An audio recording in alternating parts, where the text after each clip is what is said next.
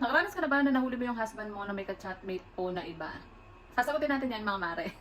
Sa 13 years nga namin mag-asawa, mga mare, wala pa akong nahuhuli naman na ka-chat niyang iba.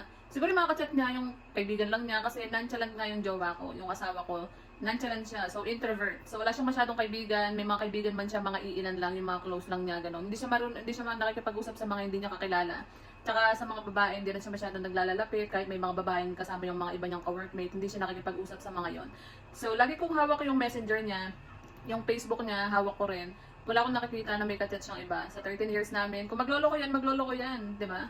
Wala tayong magagawa doon.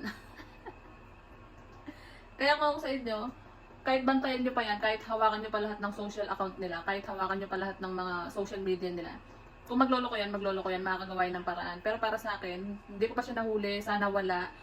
May tiwala naman kasi ako sa kanya kasi 13 years na kami mag-asawa. Ang tips ko lang sa inyo, lalo na kami LDR kami, huwag nyo nang bantayan. Kasi, di ba, huwag nyo nang bantayan yung mga social media accounts nila kasi masasaktan lang kayo. Hindi lahat dapat yung malaman. Bigyan nyo ng privacy yung mga jowa nyo.